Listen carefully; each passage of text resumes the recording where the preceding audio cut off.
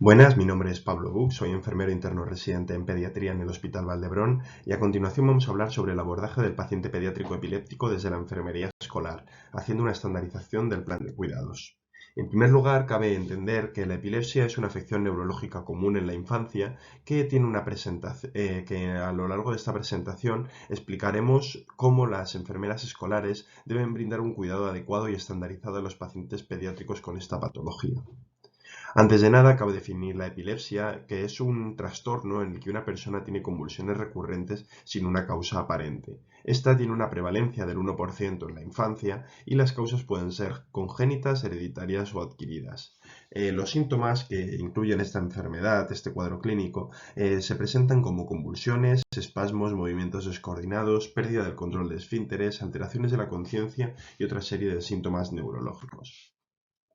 El papel de la enfermera escolar comienza con la valoración, el proceso de enfermería en este caso comienza con una valoración de cuáles son las necesidades del paciente específicamente en el entorno escolar. Debemos hacer una valoración completa del niño en su totalidad y también centrarnos en el problema de salud que presenta. En base a esta valoración definiremos unos diagnósticos y unas intervenciones y unos objetivos de enfermería y lo implementaremos basándonos también en las recomendaciones que recibamos de su médico de atención primaria y de su equipo de especialistas del centro de especializado al que acuda para llevar un seguimiento de su enfermedad. Y por último también incluirá la vigilancia y el registro de las convulsiones que el niño presente en el centro escolar, así como los primeros cuidados que debe brindar en caso de una crisis. Como parte de estos cuidados, me gustaría reflejar unos puntos que creo que son fundamentales dentro de los cuidados del niño con epilepsia dentro de la escuela. Estos cuidados diarios incluyen la higiene del sueño, ya que está demostrado que para cualquier niño es muy importante un horario estable de sueño, pero sobre todo para un niño con epilepsia. También evitar tóxicos, ya que muchas veces son desencadenantes de las crisis. Tener una alimentación adecuada, no tiene que ser una alimentación concreta, pero sí una alimentación equilibrada y que tenga una gran variedad de nutrientes. Monitorizar el rendimiento escolar, ya que hay una falsa creencia de que el niño con epilepsia no puede tener el mismo rendimiento escolar que otros sin, y muchas veces se cae en el falso error de tratarlos de forma diferente y exigirle diferentes cosas por parte tanto de los profesores como por sus familias. Por lo tanto, es importante no tener ese sesgo y tratarlo como cualquier otro niño y también entender que si hay alguna dificultad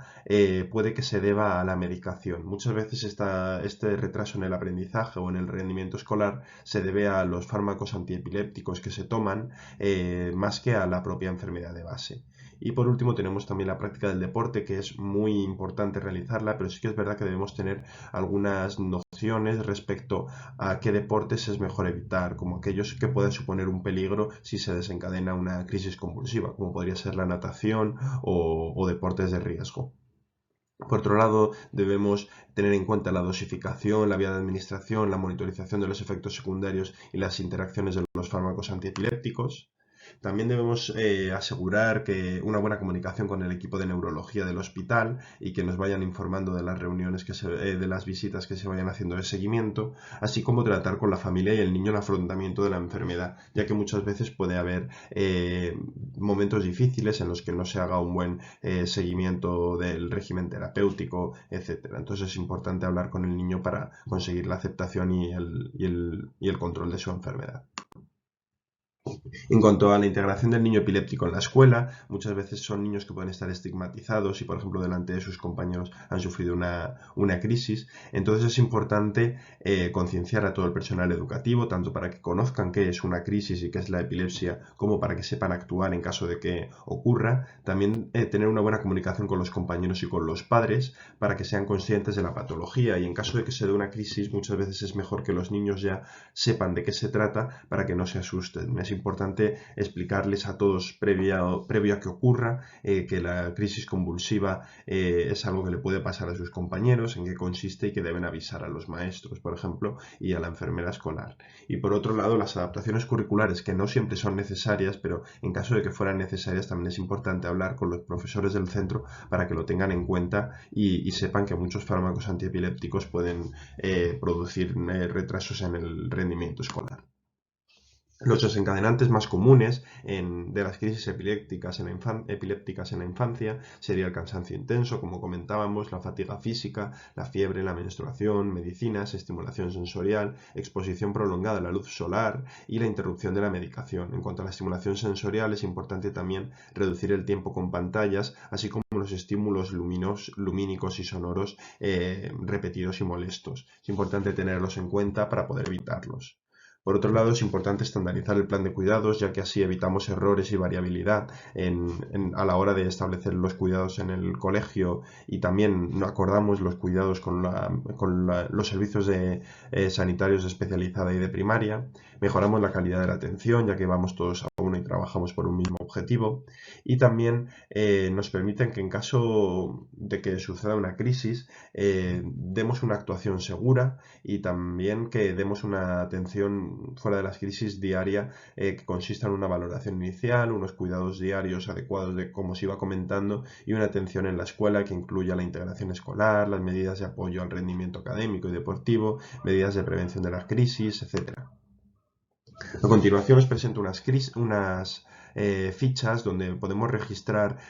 toda la medicación que toma el paciente y donde la familia nos lo puede autorizar, tanto la medicación diaria como la medicación de rescate. Aquí podemos ver, por ejemplo, cómo actuar ante una crisis epiléptica, que abajo del todo podéis ver los dos principales fármacos que se suelen dar en caso de crisis y dura más de 2 o 3 minutos, como podría ser el Bucolam, el Midazolam oral o el diazepam rectal, que también recibe el nombre de Sesolit. Como podéis ver, hay diferentes presentaciones que más tarde describiremos y este es otro tipo de tabla, por ejemplo, que tiene la misma estructura, donde podemos ver cómo actuar en caso de crisis, tanto la enfermera escolar como los profesores del centro, así como las autorizaciones para poder administrarlo por parte de la familia, el equipo médico, etc. Normalmente ante una crisis, en el comienzo debemos despejar el área, asegurar que el niño esté seguro y no tenga objetos peligrosos cerca de él. A lo largo de la crisis debemos observar el tipo de convulsión y la duración, tomar nota del tiempo y contactar con el servicio sanitario si es necesario. Y en caso de que dure más de 2-3 minutos o 5 minutos, depende de la bibliografía que consultemos, administraríamos la medicación que tenga pautada. Después, en el periodo de después de la crisis, colocaríamos al niño en posición lateral de seguridad, limpiaríamos la boca y aseguraríamos una buena oxigenación y registraríamos en la historia clínica el episodio y contactaríamos con la familia. Aquí vemos la primera opción que os presentaba antes, que es el Bucolam, que es midazolam oral, que como podéis ver hay diferentes presentaciones según el peso. Y en esta otra podéis ver el Estesolit rectal, que también tenemos presentaciones de 5 y de 10 miligramos y lleva un dosificador que se introduce a nivel rectal y dependiendo de la edad introducimos hasta la primera línea o hasta la segunda, como podéis ver en el tercer recuadro. En definitiva, me gustaría concluir con que la epilepsia es una afección neurológica común en la infancia, que los enfermeros escolares tenemos un papel relevante en el cuidado de este tipo de pacientes, que la estandarización del plan de cuidados es fundamental para la atención adecuada de los mismos y que es importante la capacitación y la educación tanto del personal escolar como de sus compañeros para conseguir la integración escolar de estos niños que sufren de epilepsia. Muchas gracias y espero que os haya sido de utilidad esta presentación.